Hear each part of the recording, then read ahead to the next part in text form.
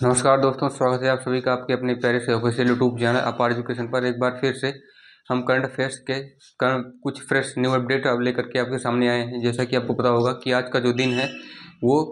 जो आज 16 तारीख है, आज का दिन जो है संडे है और संडे के दिन आपके सामने बेसिक करंट अफेयर्स में एकदम फ्रेश अपडेट जो कि न्यूज़ से रिलेटेड है, ठीक है। और उससे पहले आपको बता दें कि आज कोई ऑप्शनल क्वेश्चन नहीं है। आज कुछ ऐसे पॉइंट्स इंक्लूडेड किए गए हैं पैराग्राफ वाइज। हमने जो है कुछ क्वेश्चन को, कुछ आर्टिकल्स को इसमें लिखा है जो कि गवर्नमेंट की स्कीम से, रूल्स एंड रेगुलेशन से हर एक पॉलिटिकल, सोशल और इकोनॉमिकल सेक्टर्स में किस तरह से टेक्नोलॉजिकल एडवांसमेंट में भी 2024 से लेकर के 25 के बीच करंट अफेयर्स का बेसिक जो है आपके सामने पैराग्राफ में हम लोगों ने आपके सामने लिखा है,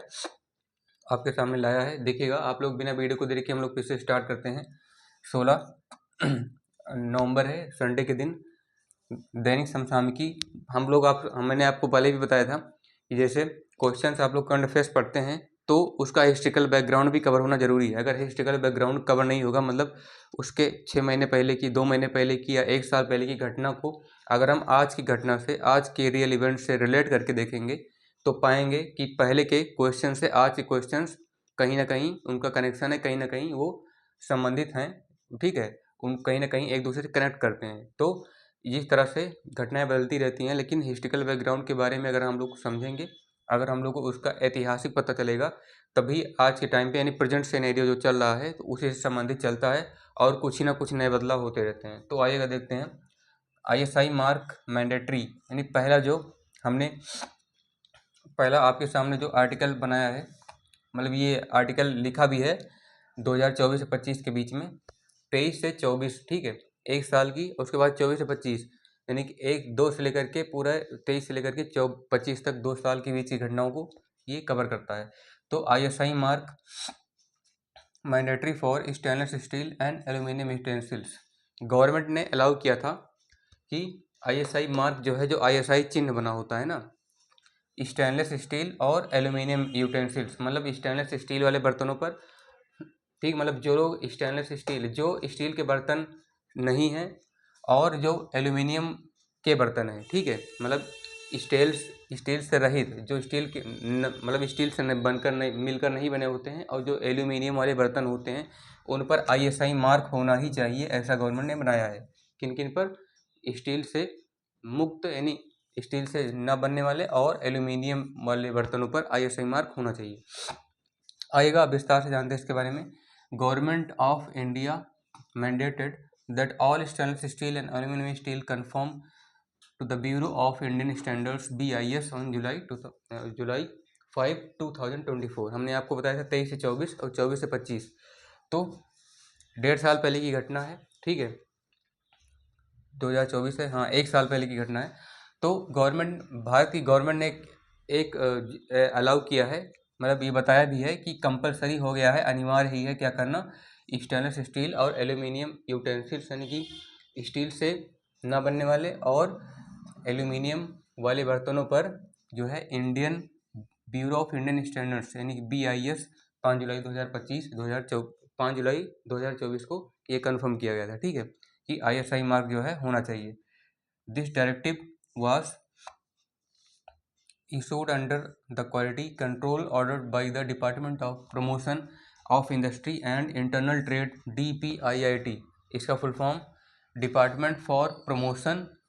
of industry and internal trade, यानी कि जो आंतरिक ट्रेड, हम लोग अब अपने भारत के अंदर ही एक राज्य से दूसरे राज्य के बीच आवागमन होता है, आयात निर्यात होता है, इंटरनल ट्रेड, और प्रमोशन ऑफ इंडस्ट्री, जो बड़े बड़े उद्योग बन रहे हैं, ठीक है, छोटे से लेकर के बड़े उद्योग का प्रमोशन हो रहा है, उसमें वृद्धि कैसे हो रही है, लोग छोटे से लेकर के बड़ा बिजनेस कैसे कर रहे हैं, ठीक है। उन डिपार्टमेंट ने क्या किया, एक ऑर्डर में, मतलब एक क्रम में जो है उसकी क्वालिटी कंट्रोल करने का और उसके अंडर के इशू को जो है डायरेक्टिव करने का, मतलब उसको सीधे निर्देश देने का काम किया है ministry of commerce and industry, ठीक है, कॉमर्स की और इंडस्ट्री की जो मिनिस्ट्री है, उसका मंत्रालय है, ठीक है, उन्होंने। ISI mark is now compulsory for those utensils. अब जो ISI मार्क है, अब से स्टेनलेस स्टील और एल्यूमिनियम यूटेंसिल वाले बर्तनों पर, यानी कि स्टील से मुक्त और एल्यूमिनियम से युक्त बर्तनों पर, ठीक है, मतलब एल्यूमिनियम से बने हुए, स्टील से लगभग ना बने हुए बर्तनों पर, स्टेनलेस स्टील वाले जो बर्तन होते हैं उसमें क्या हुआ, ISI मार्क कंपलसरी है, लगाना ही पड़ेगा। अगर नहीं लगा है तो मतलब वो बर्तन जो है किसी अच्छे तरीके से मिलकर नहीं बनाया गया है, ठीक, गवर्नमेंट अप्रूव्ड नहीं है। दूसरा नंबर क्या है, इंडिया, दूसरा नंबर है इंडिया रैंक्ड 5th इन जेन AI इनोवेशंस। AI का मतलब आपको आ गया, जेन का मतलब जनरेटिव AI, ठीक है। इंडिया, भारत का जो रैंक है वो 5वें स्थान पर है, 5वें नंबर पर है भारत जेन AI इनोवेशन में। इनोवेशन का मतलब आप लोग समझ सकते हैं, एक हिसाब से एडवांसमेंट है, ठीक है, तकनीकी का संबंध है। तो जेन AI इनोवेशन में भारत का 5वां स्थान है। किस तरह से है, India holds the 5th position globally in generative artificial intelligence, जिसे बोला जा रहा है जेन AI शॉर्ट फॉर्म में, और लॉन्ग फॉर्म में जनरेटिव आर्टिफिशियल इंटेलिजेंस। भारत 5वां स्थान रखता है पूरे वैश्विक स्तर पर जेन AI इनोवेशन में, behind China, US, Republic Korea and Japan. Japan, चीन, US और रिपब्लिक कोरिया, इन चारों देशों के बाद 5वां जो नंबर आता है वो अपने इंडिया का आता है, अपने भारत देश का आता है 5वां स्थान जेन AI इनोवेशन में, ठीक है। पहले नंबर पर चीन, दूसरे नंबर पर US, तीसरे नंबर पर रिपब्लिक ऑफ कोरिया, चौथे नंबर पर जापान, अब 5वें नंबर पर भारत। इस तरह से annual AI patent publications of July 8, 2024, 8 जुलाई 2024 को ये बताया जाता है कि पेटेंट पब्लिकेशंस मतलब के रूप में जो है एनुअल AI यानी पूरे एक वार्षिक तौर पर देखा जाए तो AI में जापान यानी चारों देशों के बाद भारत का स्थान आता है, ठीक है। ऐसा 8 जुलाई 2024 को रिपोर्ट में आया था, एनुअल रिपोर्ट में, एनुअल AI में, ठीक है। उसके बाद फिर despite ranking 5th, India shows a remarkable annual growth rate in patent filings between 2024 to 2000 and 2014 and 2023। India secured 1350 patents in gen AI, outpacing both the UK and Germany. 5वां rank होने के बाद भी भारत ये दिखाता है एक रिमार्केबल एनुअल ग्रोथ, यानी कि एक जो है रिमार्केबल, ठीक है, रिमार्क यानी कि एक चिन्हित करते हुए, ठीक है, किस तरह का, एक वार्षिक ग्रोथ, एक वार्षिक विकास दिखाता है, यह बतलाते हुए या चिन्हित करते हुए कि पेटेंट्स फिलिंग्स के मामले में भारत ने 2014 से लेकर के, ठीक है, 2014 से लेकर के 2023 तक, यानी कि पूरे 9 सालों में भारत ने क्या किया है, 1350 पेटेंट्स, जेन AI में 1350 पेटेंट को जो है सिक्योर किया है, अभी तक बचाया हुआ है, बनाया है, ठीक है। 1350 पेटेंट्स जेन AI में भारत ने सिक्योर किया है, ठीक है, उसे सुरक्षित करके रखा है 9 सालों में। आउटपेसिंग बोथ यानी UK एंड जर्मनी, इन दोनों देशों के बाद भारत ने 1350 पेटेंट्स को AI में, जेन AI में सिक्योर किया है, 5वां रैंक होने के बाद भी, ठीक है। ये आंकड़ा भारत के लिए सबसे अच्छा है। उसके बाद फिर digital Bharat Nidhi scheme launched. Digital Bharat Nidhi scheme launched, इसका मतलब है कि जो काम पहले ऑफलाइन होता था, ऑनलाइन होने के बाद अब जब जैसे जैसे इम्प्रूवमेंट होने लगा, जैसे जैसे एडवांस टेक्नोलॉजी का एडवांसमेंट होने लगा, वैसे वैसे गवर्नमेंट ने भी क्या किया, digital Bharat Nidhi scheme launch की गई है। इस स्कीम का मतलब है जैसे कि जो टेली कम्युनिकेशन से रिलेटेड है, ठीक है, जो आइएगा आगे बात करते हैं। इसमें क्या है, department of telecommunications, DOT, ठीक है, हम लोग को मैसेज आता है डिपार्टमेंट ऑफ टेली कम्युनिकेशन, अगर एयरटेल की सिम है, जियो की सिम है, ठीक है, या वोडाफोन है, यूनिनार है, कोई भी है, तो उसमें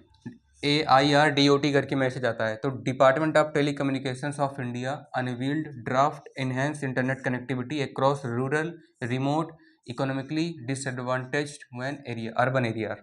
यानी कि इस DOT ने, जो भारत की डिपार्टमेंट ऑफ टेली कम्युनिकेशन है, टेली कम्युनिकेशन की कंपनी है, उसने क्या किया है, एक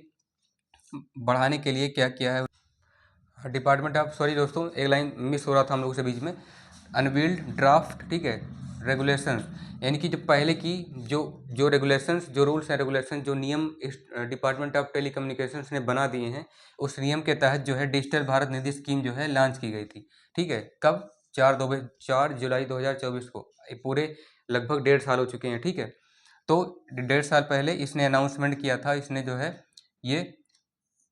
बताया था कि पहले से बनाए गए नियमों के अनुसार डिजिटल भारत निधि स्कीम 4